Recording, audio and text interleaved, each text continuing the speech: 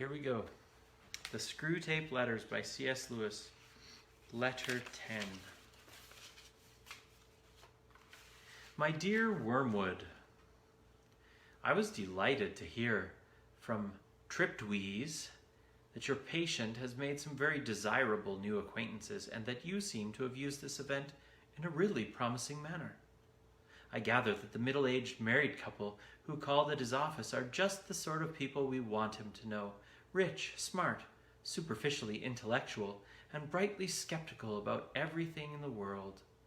I gather they are even vaguely pacifist, not on moral grounds, but from an ingrained habit of belittling anything that concerns the great mass of their fellow men, and from a dash of purely fashionable and literary communism.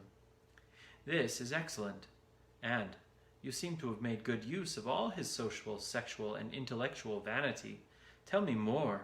Did he commit himself deeply? I don't mean the words. There's a subtle play of looks and tones and laughs by which a mortal can imply that he is of the same party as those to whom he is speaking. That is the kind of betrayal you should specially encourage, because the man does not fully realize it himself, and by the time he does, you will have made withdrawal difficult. No doubt, he must very soon realize that his own faith is in direct opposition to the assumptions on which all the conversation of his new friends is based.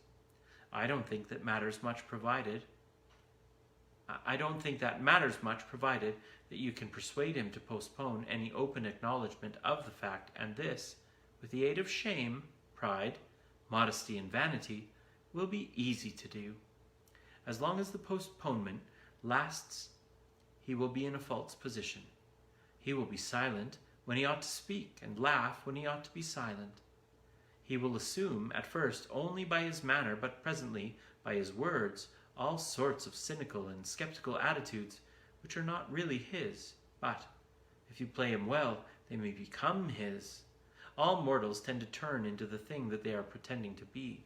This is elementary. The real question is how to prepare for the enemy's counterattack. The first thing is to delay as long as possible the moment at which he realizes this new pleasure as a temptation. Since the enemy's servants have been preaching about the world as one of the great standard temptations for 2,000 years, this might seem difficult to do, but fortunately they have said very little about it for the last few decades.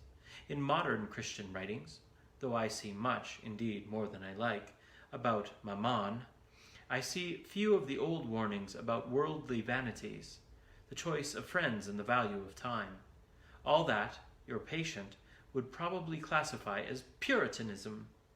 And may I remark in passing that the value we have given to that word is one of the really solid triumphs of the last 100 years.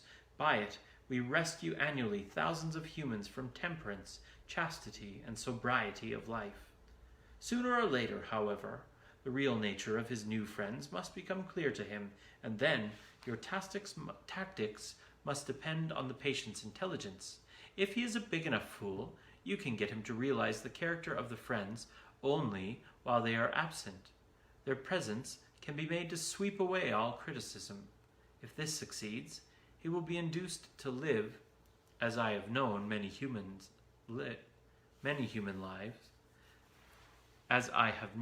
humans live, for quite long periods, two parallel lives. He will not only appear to be, but will actually be, a different man in each of the circles he frequents. Failing this, there is a subtler and more entertaining method.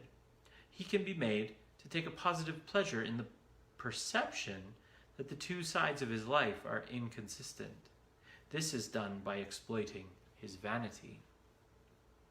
He can be taught to enjoy kneeling beside the grocer on Sunday just because he remembers that the grocer could not possibly understand the urbane and mocking world which he inhabited on Saturday evening, and contrariwise, to enjoy the body and blasphemy over the coffee with which these admirable friends, all the more because he's aware of a deeper and spiritual world within him which they cannot understand.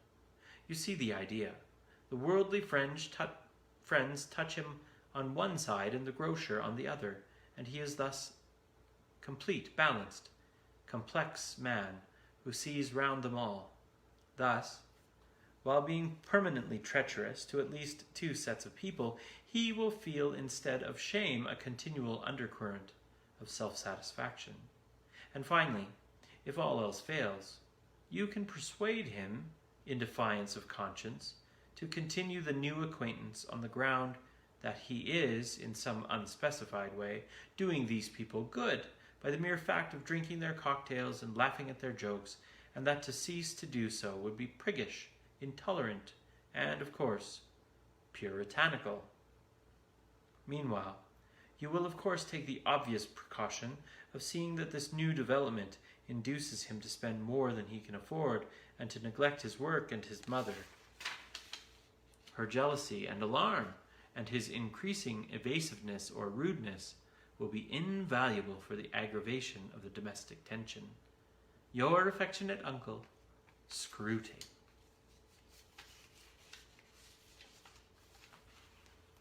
Good night, friends. Thank you, Dan, for putting us over the top. That's wonderful. So, yeah, we're over 20 people. That's phenomenal. Thanks, everyone. Good night, and we'll see you on Sunday night.